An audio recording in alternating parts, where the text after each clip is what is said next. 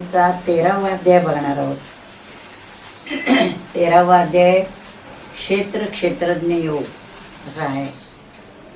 12व्या अध्यायाच्या श्रेयो विज्ञान अभ्यासात या श्लोकापासून ज्ञानकांड सुरू झालं. त्या ज्ञानकांडातला हा 13वा अध्याय आहे. हा 13वा अध्याय हा संपूर्ण अध्याय आहे. त्याच्यामध्ये क्षेत्र क्षेत्रज्ञ हा विचार आला, ज्ञानी पुरुषाची लक्षणं आली, ज्ञेय काय हेही सांगितलं. म्हणजे प्रकृती पुरुष विचार हाही घेतला आणि सगळ्याचं अगदी सविस्तर वर्णन केलेलं आहे. ते आपण आज थोडं थोडं बघणार आहोत.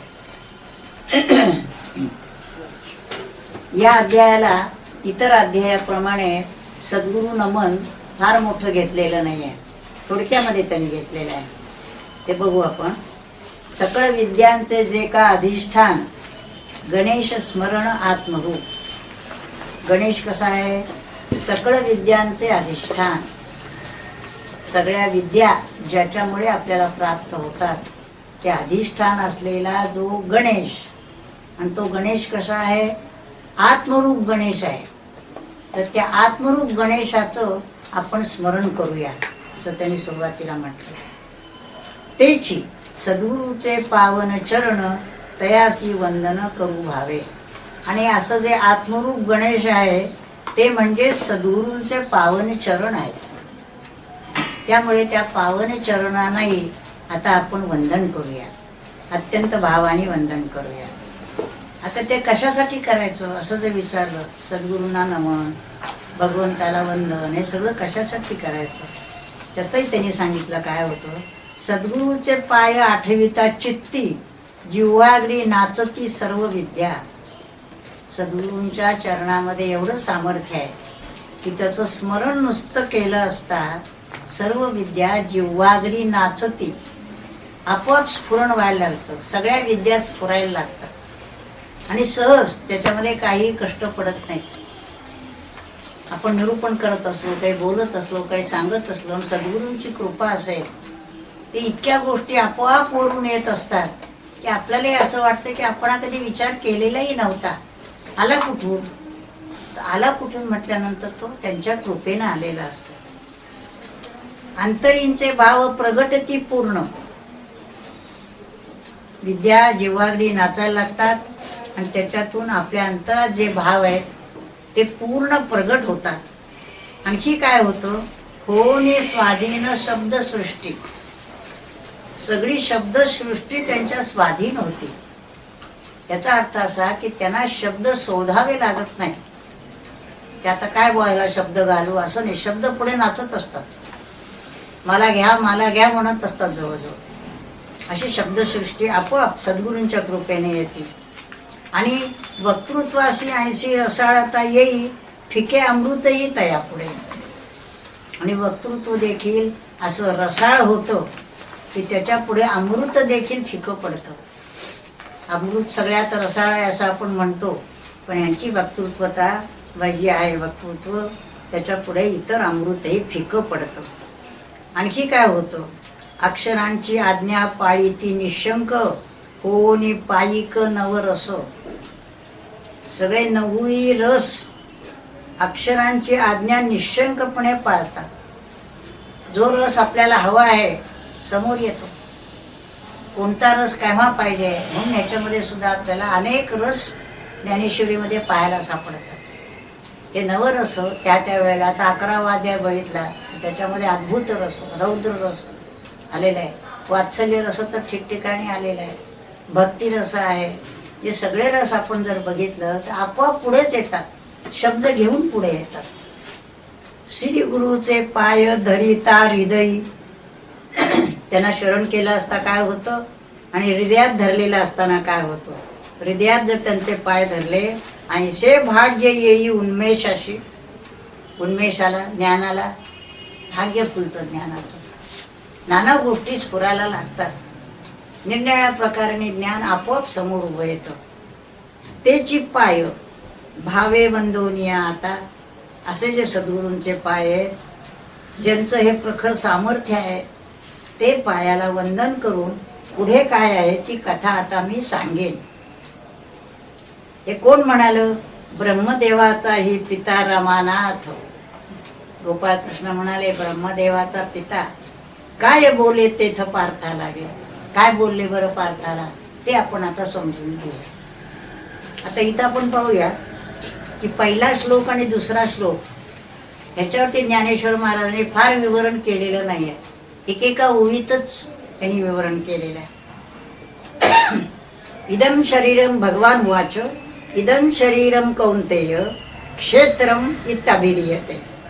आणि एतद यो वेत्ती तम प्राहु क्षेत्रज्ञ इति तद्विदा. हे शरीर म्हणजे क्षेत्र. म्हणे पार्था ऐक सांगतो आगवे देहा नाव द्यावे क्षेत्र ऐसे. हा जो देह दिसतो ना त्याला क्षेत्र असं नाव द्यायचं. आणि क्षेत्राशी या जाणे जो स्वभाव आहे आणि ह्या क्षेत्राला जो स्वभावताच जाणतो त्याला मुद्दाम काही जाणण्यासाठी करावं लागत नाही. त्याचं कारण आतच बसलेला आहे. तो क्षेत्रज्ञ म्हणावे त्याशी येतो. म्हणजे या क्षेत्रामध्ये राहिलेला आणि या क्षेत्राला जाणणारा असा जो आहे तो क्षेत्रज्ञ. म्हणून पहिल्याच ह्याच्यात त्याने हे क्षेत्र आणि हा क्षेत्रज्ञ असं उलगडा त्याच्यात केला.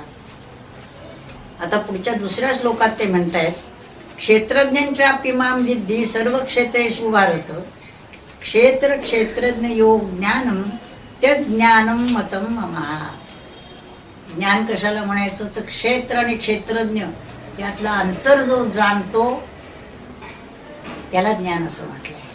ज्ञान म्हणजे काय, क्षेत्र म्हणजे काय कळलं पाहिजे, क्षेत्रज्ञ म्हणजे काय कळलं पाहिजे. दोन्हीत फरक काय आहे तो कळला पाहिजे. आणि पहिल्यांदा काय म्हणतोय क्षेत्रज्ञांच्या अपिमान विद्धी.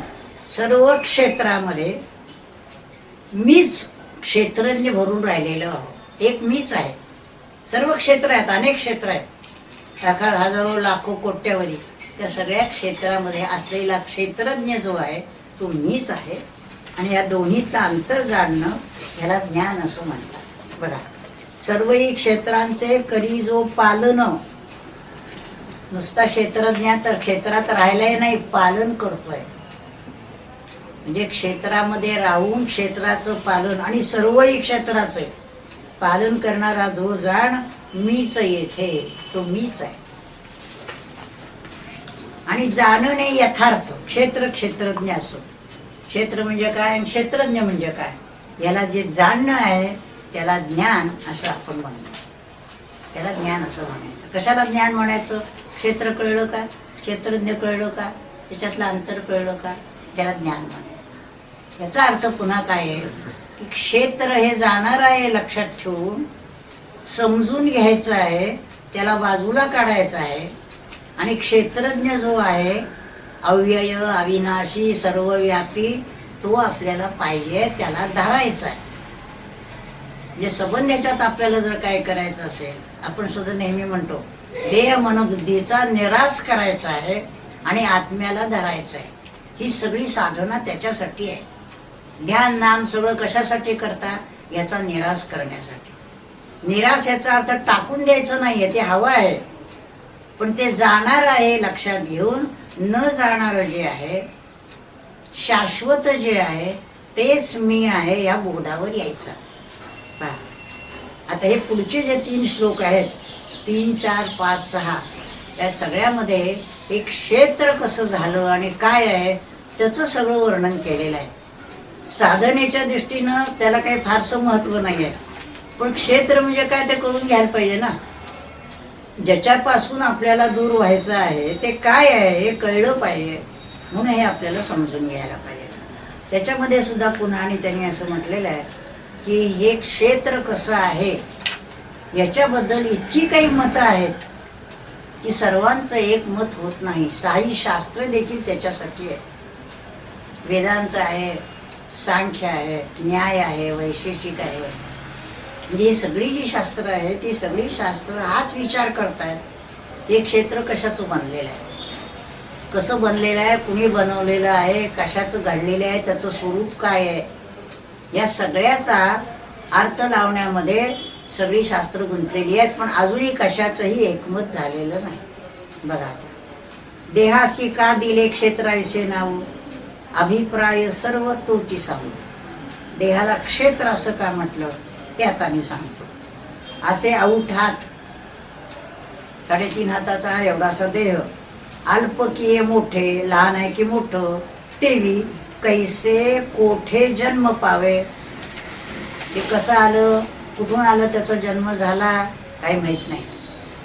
वाढवी ती हाते कोणते विकार, जन्म कसा झाला, त्याला कोण वाढवतं, कशाचे साचार, हे कशाचं बनलेलं आहे, कुणाचं आहे, कुणाची मालकी आहे, त्याच्यावर काय चाललंय, या सगळ्या प्रश्नांना उत्तर देण्याचा प्रयत्न ह्याच्यात आहे. सुपीक नापीक, क्षेत्र म्हणताय तुम्ही म्हणजे जमीन, ते सुपीक आहे का नापीक आहे, पीक येत आहे का येत नाही आहे, इत्यादी भाव सांगे ना ते सर्व.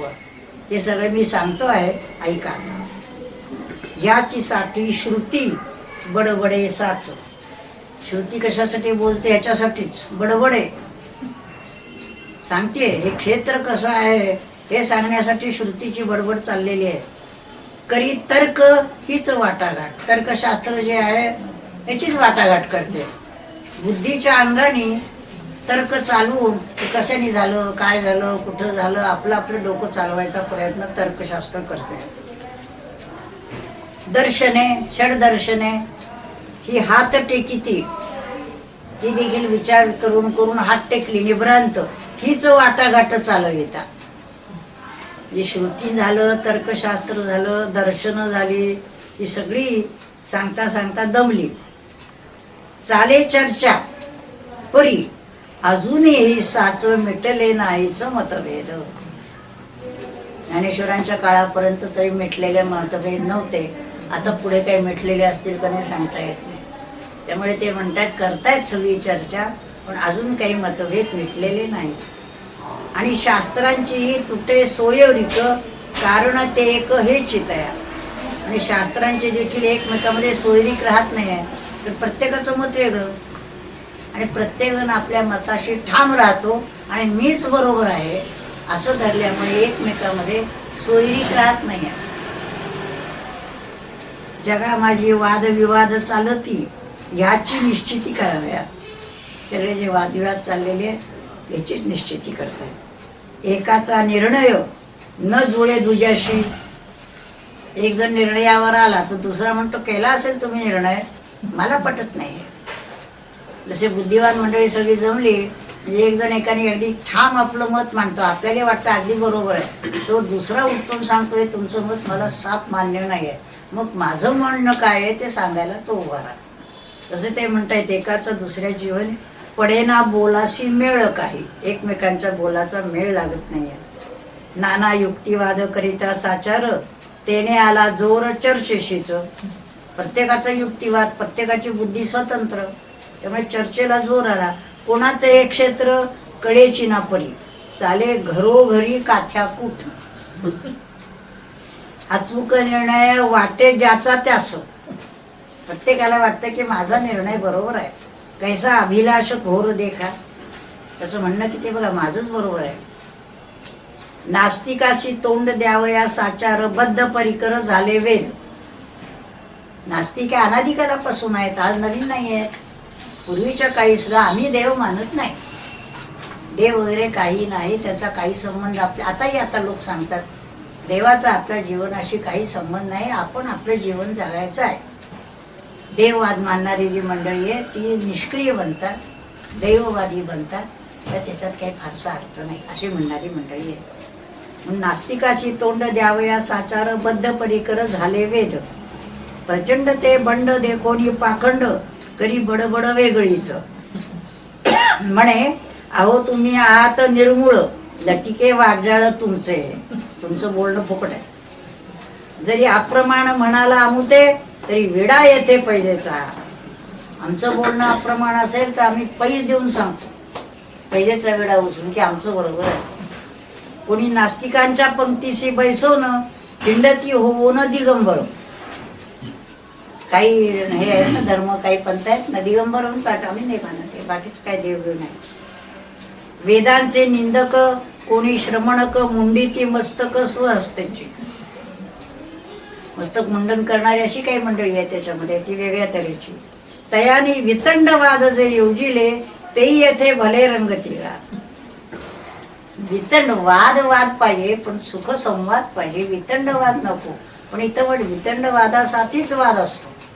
काही काही ठिकाणी असंच असतो की तुम्ही जे बोलाल ते करून काढणार, जे काय असेल तसंच चालतं. काळाच्या मुठी जाईले हे वाया, ऐसे देखून या योगी जने. हे काळाच्या मुठी काय जाईल? हा देह, हे क्षेत्र काळाच्या मुखात जाणार केव्हा तरी, असं लक्षात घेऊन योगी जनांनी सेवीला एकांत मृत्यूशी भिवून. त्यांनी विचार केलाय सगळ्या याच्यामध्ये हा देह जाणार, तेव्हा आता योगाची साधना करावी. योगाच्या साधनेने दीर्घायुष्य मिळतं. हठयोगाची साधना केली, पण काहीही तुम्ही जरी केलं तरी एक दिवस ते जाणारच आहे, हे मान्य करायला पाहिजे का नाही? कुणाचं लवकर जाईल, कुणाचं उशिरा जाईल, पण जायलाच आहे ते. पण ते धरून योगी जनांनी मृत्यूशी भिवून अष्टांग साधन पूर्ण केले. इथं अष्टांग साधन म्हणजे हठयोगाचे, राजयोगाचं नाही. कारण हठयोगाचं तेच वैशिष्ट्य आहे की हठयोगाच्या साधनेने माणसाला दीर्घ आयुष्य मिळतं, काही रिद्धी प्राप्त होतात, म्हणून मंडळी त्याच्या पाठीमुळे असतात. पण किती पूर्वीचे काही पुष्कळ ऋषीमुनी किती शेकड्यांनी वर्ष राहत असत, त्याप्रमाणे त्यांना ते अवगत झालेलं होतं की कशा तऱ्हेनं आयुष्य वाढवायचं. ते ह्याची साठी सुखे त्यजोनी कैलास, शिवे केला वास स्मशानीच. शिवानी देखील कैलासाचा त्याग करून स्मशानात वास केला. करोनी निर्णय पैजई मारून, मग पांगून दाई दिशा, मोहवी म्हणून जाळोनी आनंग, होनी निसंग राहिला. तो पैज मारून निर्णय घेतला आणि दाई दिशा पांघरून जवळ आनंग, आनंग याचा अर्थ कामदेव जो आहे तो आनंग, होनी निसंग राहिला तो. आणि सत्य लोकनाथ म्हणजे ब्रह्मदेव चतुर्मुख होय, नेण्याची निर्णय परी ह्याचा. म्हणजे शंकर आदिनाथ त्याच्या पाठीमागे आहेत, ब्रह्मदेव त्याच्या पाठीमागे आहेत, हे सगळे त्याच्या पाठीमागे आहेत, पण कुणालाही त्याचा निर्णय लागलेला नाही. मग आपापल्या परीनं काहीतरी करायचा प्रयत्न करतायत. चौथा श्लोक आहे, ऋषीवीर बहुधा गीतिम छंदोभिर विविधै पृथक, ब्रह्मसूत्र पदैश्चैव हेतुमद्भिर विनिश्चितैहि. कोणी एका ऐसे बोलती हे साच, असे जीवाचेच संपूर्णत्व. आता कुणी काय म्हणतात की क्षेत्र जे आहे ते जीवाच आहे, जीव हा त्याचा प्रमुख आहे आणि जीवाने हे सगळं क्षेत्राचा ताबा चालवायचे, असे जीवाचेच. मग प्राणरूप कुळासी तो देत, देहाचे शेत कसावया. म्हणजे मालक कोण झाला? इथं जीव मालक झाला आणि प्राणरूप कुळाला तो हे शेत कसायला दिलं. 5 प्राण आहेत, जीव आहे मालक आणि प्राणरूप कुळाला ते शेत कसायला सांगितलं. जया प्राणाच्या घरी बंधू 4, रावती साचार रात्र. या देहामध्ये प्राण, अपान, व्यान, समान आणि उदान असे 5 वायू आहेत. ते 5 वायू रात्रंदिवस काम चालू आहे त्याचं. रावती साचार रात्रंदिवस. तेवी मना ऐसा काळवारी भला, कष्टाळू लाभला शेतकरी. मन कारभारी मिळाला, कष्टाळू. आता 5 प्राण झाले, त्यानंतर जीव ते काम करायला लागला, त्याच्या जोडीला मन आला. मना ऐसा कारभारी. कारभारी का म्हटलंय? तो कारभारच करत असतो सारखा. मन हे कधी शांत राहायला असं नाही, मनाचा कारभार सोड. आवशी पहाटे न मानिता त्रास, इंद्रिय बैलास झुंपोनी जो. कोण? मन.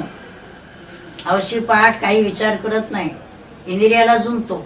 पाहावंसं वाटलं पाहणं सुरू, खावंसं वाटलं खाणं सुरू, ऐकावंसं वाटलं ऐकणं सुरू. मनाला वाटलं की इंद्रियाला झुंपलं, सुरू काम त्याचं. शब्द स्पर्शाधिक विषय भूमीत. आता त्यांना विषय कुठले मिळाले? इंद्रिय मिळाली. आता इंद्रियांचे विषय शब्द स्पर्श रूप रस गंध हे 5 विषय, त्या सगळ्या विषय भूमीत करी अविश्रांत नांगरणी.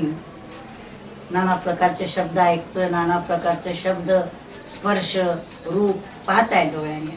हे इंद्रिय मिळाले, विषय मिळाले आणि हे मनाचा व्याप सुरू झाला. आणि हे सगळं जीवाच्या आधिपत्याखाली हे सगळं काम सुरू आहे. बरं आता ते कसं करताय?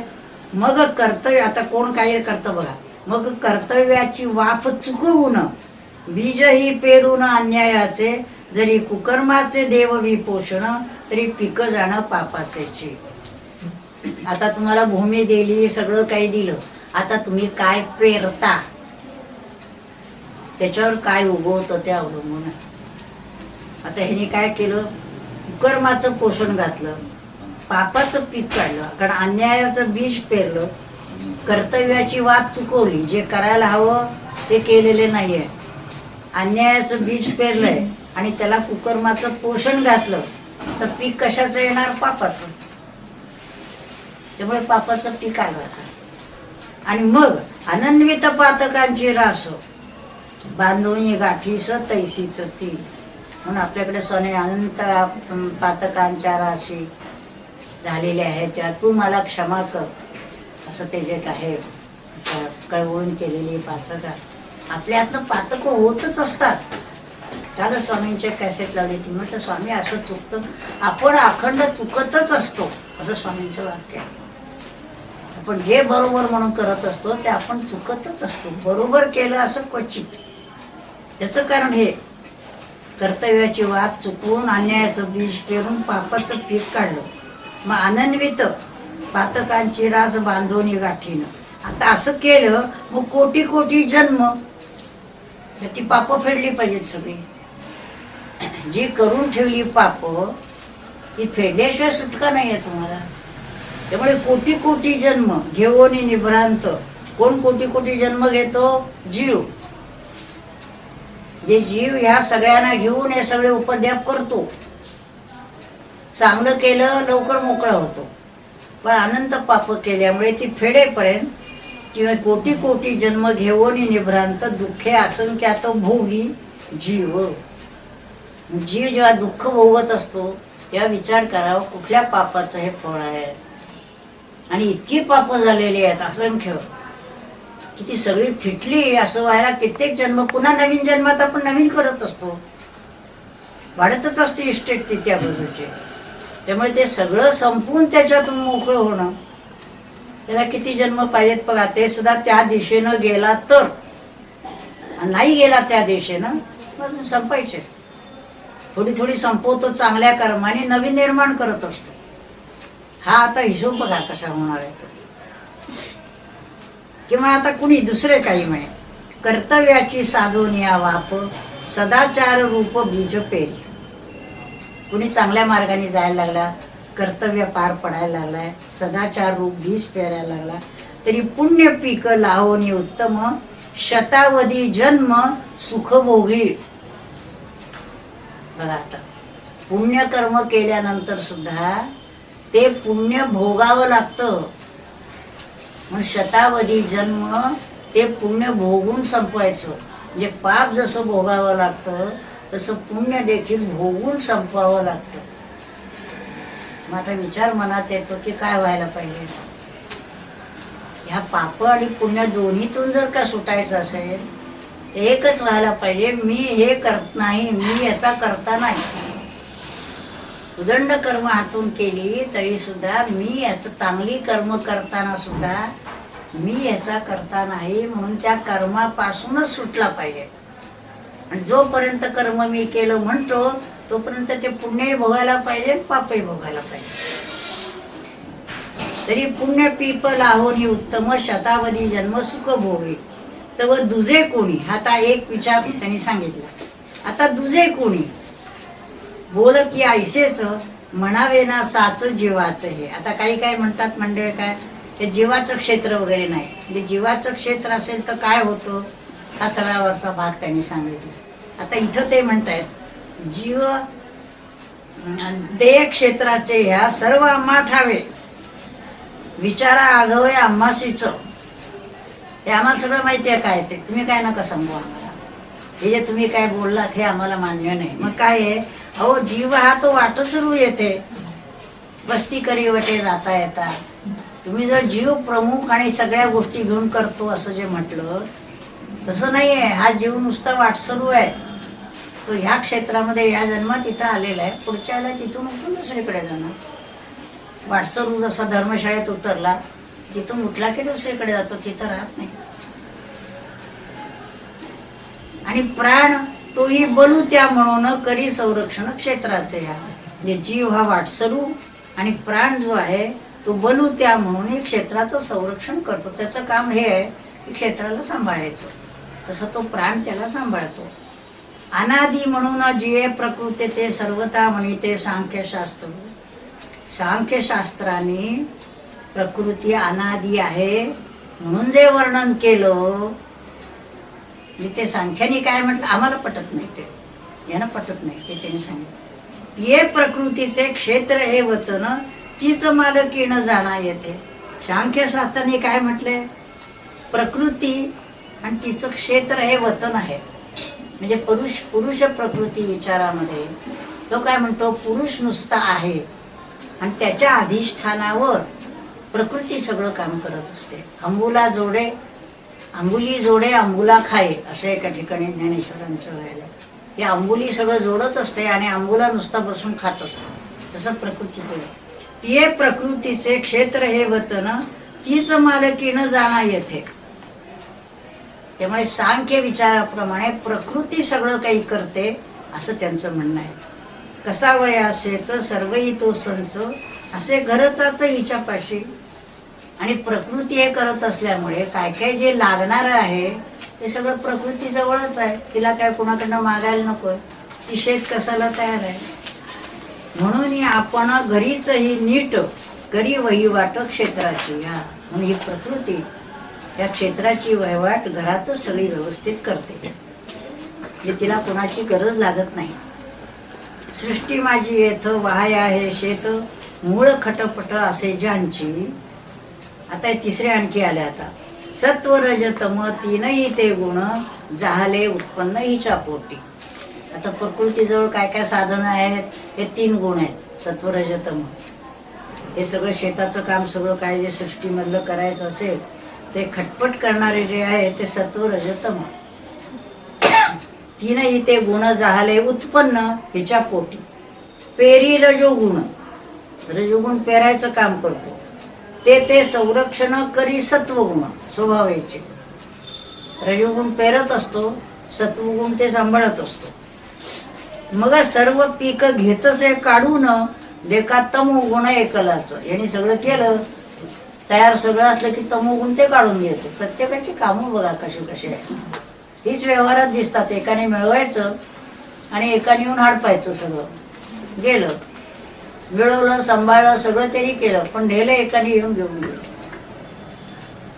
महत् तत्वरूपी रचोनिया खळ झुंपोनिया पोळ. काळ रूप पोळ, काळाचं रूप बैल लावला त्याला. कशाला, महत् तत्वरूपी खळ. महत्त्वाचं एक खळ काढलं आणि त्याला काळाचा बैल जोडला. आणि पिकाची मळणी काढिता सकळ होय सांज वेळ अव्यक्ताची. हे आपण नुसतं ऐकायचं, आपण काही करायचं नाही. ह्याच्यात साधनेचा भाग काही नाही आहे. फक्त ह्याचा त्यांनी कसा विचार केलेला आहे तेवढं फक्त आपण समजून घ्यायचं. पिकाची मळणी काढिता सकळ होय सांज वेळ अव्यक्ताची. तेव्हा ते आणिक कोणी बुद्धिमंत, आणखी कोणी बुद्धिमंत आले. वाटून या खंत बोलाची या. हे सगळं ऐकलं आणि त्यांना काय पटलं नाही. म्हणती हे ज्ञान असे अर्वाची न कैसे सनातन म्हणू याते. अहो अलीकडचं ज्ञान झालं सगळं, त्याला आम्ही सनातन कसं म्हणणार. असे बुद्धिमंत काही आले आणि ते आपलं मत सांगायला लागले.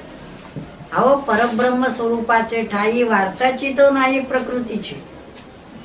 प्रकृती नाहीच आहे मुळी. एक परब्रह्म संचले कदापि नाही विकारले. मग प्रकृती आणली फक्त तुम्ही, नाहीच आहे प्रकृती. तरी या क्षेत्राचा सर्वही वृत्तांत सांगू तो निवांत ऐका तुम्ही. ते सगळं झालं ते पुन्हा आता ज्ञानेश्वर महाराज आपलं मत सांगतायत, काय ते ऐका. पूर्ण लीनावस्था हीच कोणी शय्या परब्रह्माची या शेजघरी. परब्रह्माच्या शेजेवर पूर्ण लीनावस्था ही शय्या. त्याची शय्येवरी निवांत निद्रित होता बळवंत संकल्प हा. जो संकल्प मूळ संकल्प आहे ना, एकोहम बहुश्याम, तो निद्रिस्त होता. फक्त परब्रह्म होतो, काही दुसरं नव्हतं तिथं. तर त्या ठिकाणी काय झालं, त्याच्या शेजारी हा शय्येवर निद्रिस्त होता, तोची एकाएकी झाला जागृत. थोर भाग्यवंत व्यवहारी जो निद्रिस्त होता तो जागा झाला. संकल्प एकोहम, काहीतरी करावं असं वाटलं. सुखाने झोपला होता, काही करत नव्हता, नुसते व्याप काही नव्हते, पण त्याला वाटलं काहीतरी करावं. सुरू झालं. म्हणून या त्यासी तत्क्षणीच भला ठेवा प्राप्त झाला त्रैलोक्याचा. त्याला वाटलं काहीतरी करावं, त्याच्या हातात त्रैलोक्य आलं. करा तुम्हाला काय करायचं. जसं एखाद्या मुलाला वाटतं आपण काहीतरी करायचंय, बाप आणून ठेवतो पुढे, घे घे काय ते, आता त्याचं तू काय करशील ते बोल, जसं तुला वाटतंय ना दिला. परब्रह्माच्या बागे माझी जे का होते लीन देखा त्रिभुवन. परब्रह्माच्या बागेमध्ये त्रिभुवन लीन होतं. ह्याची संकल्पाच्या योगे ते आगवे पावले स्वभावे व्यक्त दशा. जे अव्यक्ताला होतं, काही तिथं नव्हतं, त्या संकल्प झाल्याबरोबर तेही व्यक्त दशेला आलं. अव्यक्त म्हणून जे होतं व्यक्त झालं. इथं महाभूतांच्या भाट जमिनीत केली मशागत पंचकांची. मग महाभूतांच्या भाट जमीन, भाट ह्याचा अर्थ पडी मोकळी जमीन होती, त्याच्यामध्ये पंचकांची मशागत केली. इथं पंच म्हणजे सगळ्या पंच गोष्टी सांगितल्या आहेत ना, पृथ्वी आप तेज वायू एक आहे. पंचीकरण ज्याला म्हणतात ते सगळ्याची तिथं मशागत झाली. तिथून ते विश्व त्याच्या ह्याला सुरुवात झाली सगळी. मग जार जादी सहजे साचार विभागले चार प्राणीवर. 4 प्रकारचे प्राणी आले. जारज, उद्भिज, अंडज, स्वेदज, 4 प्रकारचे प्राणी झाले. आधी भिन्न भिन्न बांधीला अनेक बांधे पंचात्मक मिश्रणाचे. ते भिन्न भिन्न वाटतात, पण कशाचे केले? पंचात्मक मिश्रणाचे. पंचमहाभूतांचं मिश्रण. सगळे बनवले कशाचे? पण आकार वेगळे, प्रत्येकाचं स्वरूप वेगळं, प्रत्येकाचं कार्य भिन्न, बनवले एकाचेच, तितकं भिन्न झालं. कर्माकर्म रूपी जमवून धोंडे बांध दोन्हीकडे घालून या. मग ते निर्माण केल्यानंतर काय कर्म करायचं, काय कर्म करायचं नाही हे धोंडे बांधले. आणि मग निकस नापिक जमिनीची भली राने बनविली कसदार. जे क्षेत्र नुसतं होतं निकस नापिक, ते आता झाला कासा ते सुरू झालं.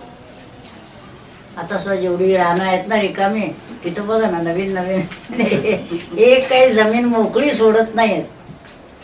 जिथं आपण काही नाही असं म्हणत होतो ते काढले, एक एक एक एक एक एक सुरू झाले. मग संकल्पे ह्या राना माझी तया सुखे करावया येरझार. या संकल्पामुळे त्या रानामध्ये सुखाने येरझार करायला जन्म मृत्यू रूपी निलागी भुयार खोदिले साचारो शोभिवंत. तर त्या रानामध्ये येरझार करायला भुयार खंड जन्म मृत्यू रूपी. काय उपमा बाबा, काय काय जन्म मृत्यू सुरू, निर्माण होते जाता येते, निर्माण जाता येतो पण तोही निर्माण होतो. अहंकारा संगे मग यावत जीव ऐक्य सर्व थैव करोन्या. आता अहंकार आला ह्याच्या जोडीला, आणि काहीतरी निर्माण झालं म्हटलं म्हणजे मग त्याच्यात मी आला, प्रत्येकाचा अहम आला तिथे. मग यावत जीव ऐक्य सर्व थैव करोन्या. बुद्धी कडोनी ही चराचर सृष्टी हाची वहिवाटी संपूर्णत्वे. आता बुद्धी आली, अहंकाराला मन येऊन गेलं, आता इथं बुद्धी आली. बुद्धीकडून हे चराचर सृष्टी हिच वहिवाटी संपूर्णत्वे. ऐशी परब्रह्मी महाशून्य देखा वाढत असे शाखा संकल्पाची. जे परब्रह्माच्या ठिकाणी महाशून्य सत्ता अशी होती, पण तिथे या संकल्पाची शाखा वाढली. म्हणून ही सर्वथा संकल्प केवळ हाची असे मूळ प्रपंच असे. सगळा जो प्रपंच आहे ह्याला कारण तो जो मूळ संकल्प होता, त्यामुळे सगळं हे रान निर्माण झालं. ऐशी मुक्ता फळे पडता बाहेर. जे एकाने सांगितलं आपली मुक्ता फळे ही सगळी, ते असं असं आहे, त्यामुळे सगळं होत आहे. त्याही वरी जोर करून या, म्हणती आणिक दुजे कोणी तेथ तिसता, पंडित तुम्ही मोठे. मोठे आले शहाणे सांगणारे हे सगळं, मला हे पटत नाही. जरी का देखावी संकल्पाची शय्या, परब्रह्माची अशे जगरी, तरी सांख्यांची जी अनादि प्रकृती, नये मानू का ती परब्रह्मे. ते तुम्ही आता जे म्हणताय ते संकल्पाची शय्या परब्रह्माच्या ठिकाणी होती. मग सांख्य जे म्हणतात की पुरुषाच्या ठिकाणी अनादि प्रकृती आहे, ती का मानत नाही तुम्ही? पुरुष प्रकृती माना. तुम्ही संकल्प मानता, आम्ही पुरुष प्रकृती मानतो. परी नव्हे तैसे म्हणून या कामी नका बोलू तुम्ही काही. काय पटत नाही आम्हाला, त्या तुम्ही काही बोलू नका. अहो क्षेत्राच्या या निर्णय जो साच सांगू तो आम्हीच. ऐका आता क्षेत्राबद्दलचा निर्णय आम्ही सांगतो तोच ऐका. तरी आकाशात, आता प्रश्न विचारायला आहे तुम्ही, आकाशात ढगा माझी पाणी ठेविले भरवून कोणी सांगा. आकाशामध्ये पाणी कोणी भरून ठेवलं ढगामध्ये? सांगा. अंतराळी दिव्य तारागण अधांतरी कोण धरी कैसा. तारांगण अंधारात अधांतरी राहिलेले आहेत, कसे काय राहिले सांगा बरं? कोण करतंय सगळं? किंवा आकाशाचे छत हे विस्तीर्ण धरिले ताणून केव्हा कोणी. आकाशाला छत आहे, कोणी ताणून धरलेलं सांगा बरं? ना तरी पवन कोणाच्या आज्ञेत रावणे संतत वाहत असे. मग काही काही लोक जे म्हणतात ना, देव वगैरे काही नाही, निसर्ग आहे, निसर्गाने सगळं हे चाललेलं आहे. त्याच्यावर स्वामी म्हणत असत, निसर्ग हा जड आहे, त्याला स्वतःची चेतना नाही. त्याला चेतना देणारं चैतन्य हे वेगळं आहे, आणि त्या चैतन्यावर निसर्ग सगळं काम करतो. एका विटेपासून दुसरा वीट जन्माला येत नाही, चैतन्य पाहिजे त्याच्यामध्ये, कारण दोन्ही जड आहे. तो एक विचार जो आहे तो असा, पण यांचा विचार आहे ना असा एक आहे, पक्षच आहे, मुळे निसर्गच आहे, बाकी काही नाही. अहो अंग भरी रोम कोण पेरी, सांगा कोण भरी सागराते. सांगा कोण पाडी पर्जन्याच्या दारा. खेळ हा तो सारा स्वाभाविक, सगळं स्वाभाविक चाललंय. पावसाळा येतो, उन्हाळा येतो, थंडी येते, तुम्ही कोण काय करता? कोण करणारं मिळणारं काय नाही, हे सगळं आपोआप चाललेलं आहे असं म्हणतात. तैसे क्षेत्र झाले स्वभावे निर्माण, तसं एक क्षेत्र देखील आपोआप निर्माण झालेलं आहे. नवे हे वतन कोणाचेही, हे कोणाचं वतन नाही आहे, कोणाला दिलेलं नाही आहे, केव्हा तुम्ही त्याच्या आत प्रमुख म्हणून आपोआप चाललेलं आहे सगळं. वाहेल जो याते तया ते सफळ, होत असे निष्फळ आणि काशी. जो कोणी ह्याची वाहट करत असेल, संरक्षण करत असेल, त्याला ते सफळ आहे. कोणी करत नसेल, निष्फळ आहे. तव दुजे कोणी, आता आणखीन एक आले, तव दुजे कोणी बोलती क्षोभून, मानावे प्रमाण जरी तुम्हा. तुमचं म्हणणं आहे जर आम्ही प्रमाण मानलं तर, एकलाच काळ कैसा मग घेई उपभोग क्षेत्राचा या. तुमचं म्हणणं जर खरं मानलं तर एका काळाची सत्ता सगळ्या क्षेत्रावर चालली कशी काय? कुणाची सत्ता नाही म्हणताना, आपोआप चाललं म्हणताना, मग काळाची सत्ता कशी आहे? काळाचा तडाखा ऐसा दुर्निवार महाभयंकर देखोनीही, स्वमताभिमानी आपुलाल्या मती कैसा भर देती आवेशाने. काळाचा तडाखा दुर्निवार आहे, भयंकर आहे, हे सगळं भरून स्वमताभिमानी आपल्या मतावरती आवेशाने राहतात. की काळ सगळ्याची सत्ता आहे. म्हणून तुम्हाला आठवत असेल एकदा तर आपल्याकडे डॉक्टर बोलले होते आपल्या केंद्रामध्ये, काळ हाच परमेश्वर आहे. तर ते गेल्यावर स्वामी म्हणाले ते काळ हा परमात्मा होऊ शकत नाही. काळ हा आनंद रूप नाही, परमात्मा हा आनंद रूप आहे. काळ आहे हे खरं, हे जसे मत आहे ते, पण असं मत मांडणारे आहेत ते डॉक्टर, स्वामींना ट्रीटमेंट देणारे, नाव घेत नाही मी, त्यांनी येऊन विषय मांडला होता की काळ हाच परमात्मा आहे, परमेश्वर आहे. स्वामी त्यांच्यासमोर बोलले नाही, पण दुसऱ्या दिवशी त्यांनी स्पष्ट सगळे मुद्दे काढून सांगितले की काळ हा परमेश्वर होऊ शकत नाही, त्याची सत्ता आहे. बरोबर आहे. सिंहाच्या दरी सारिका अघोर, काळ हा साचार जाणूनही सोमतेच केली बडबड फोल तरी का पडेल पुरी येथे. सिंहाच्या दरीसारखा काळ हा अघोरी आहे, हे सगळं खरं आहे, परंतु ही त्यांना बडबड त्यांना मान्य नाहीये. राहे एकाएकी मिठी देऊन या महाकल्पाच्या पलीकडे सत्य लोकरूपी हत्तीसई धाक दावी चपराक मानवनी तो काळरूपी सिंह. या काळाबद्दल म्हटलेलं आहे त्यांनी. एकाएकी मिठी देतो महाकल्पाच्या पलीकडे, हत्तीलाही धाक दाखवणार चपराक मानून. म्हणजे कारण काळ हा काय हत्तीला सुद्धा सुटत नाही, काही सर्वांनाच मारणार आहे. असा हा काळरूपी सिंह स्वर्गरूप राणी संचार करून एकाएकी अष्टदिग्गजांते आणि लोकपाळा संहारी सकळा वारंवार. म्हणून ते मनाच्या श्लोकात सुद्धा एक श्लोक आहे बघा, की शंकराला जाळी कोण? शंकर सगळ्यांना जाळतो, पण त्याला जाळतो कोण? तो वेगळाच आहे. पुन्हा हे काळ हा सगळ्यावर सत्ता चालवते, पण ते काळावर सत्ता चालवणारा पुन्हा वेगळा आहे. अष्टदिग्गजाते लोकपाळा सगळ्यांचा संहार करणारा. अहो काळाची या वाऱ्या सरिसेच होऊन या साच शक्तीहीन जन्म मृत्यूची पडवणी खाचे तर राहती भोवत जीव पशु. काळाच्या अधीन होतात आणि जीव पशु जन्म मृत्यू कारण मृत्यू आला की पुन्हा जन्म येणारच, त्याच्यातून तो सुटत नाही. त्यामुळे काळाच्या ह्या चक्रामध्ये हे सगळे पशु जन्म मृत्यूच्या भोवऱ्यात सापडलेले आहेत. विश्वाकार रूपी कुंजरा लागोन ठेविले धरवून जया माझी, तो हा काळ रूप सिंहाचा चवडा विस्तीर्ण केवढा न्याहाळा पार. विश्वाकार हा कुंजर हत्ती आणि काळ हा सिंह. त्यामुळे एवढा मोठा जरी हा हत्ती असला तरी या काळ रूपी सिंहाच्या जबड्यातून सुटत नाहीये. म्हणून ही काळाची क्षेत्रावरील सत्ता प्रमाण सर्वता हाची बोला. यांचं म्हणणं असं आहे की काळाची सत्ता आहे याच्यावरती, बाकी कशाची सत्ता नाही. त्यामुळे सर्व जगावर सत्ता चालते कोणाची? काळाची. हे धरूनच ते बोलले असणार, ते जे त्या दिवशी बोलले काळ सर्व सत्ता दिसे, ते हे धरून. म्हणून ही काळाची क्षेत्रावरील सत्ता प्रमाण सर्वता हाची बोल. नाना मतभेद ऐसे धनंजया देह क्षेत्राची या निर्णया माझी. देह क्षेत्राचा निर्णय करण्यामध्ये असे नाना प्रकारचे मतभेद सांगितलेले आहेत. एकांती बैसोन नैमिषारण्यात शिष्या समवेत ऋषीजने.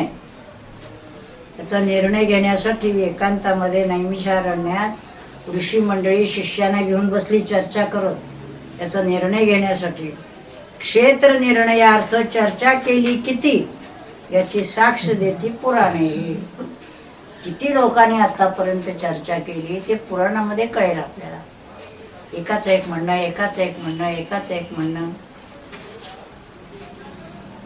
अनुष्टुबाधिक छंदा माझी साची असे चर्चा ह्याची ज्या ज्या ग्रंथी.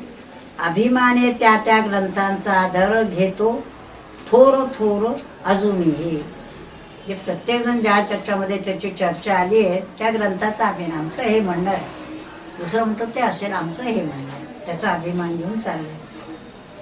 ऋग्वेदामधील बृहन्सामसूत्र असे जे पवित्र ज्ञानदृष्ट्या तयासी ही क्षेत्र देहरूपी भले नाही आकळले सर्वथा आहे.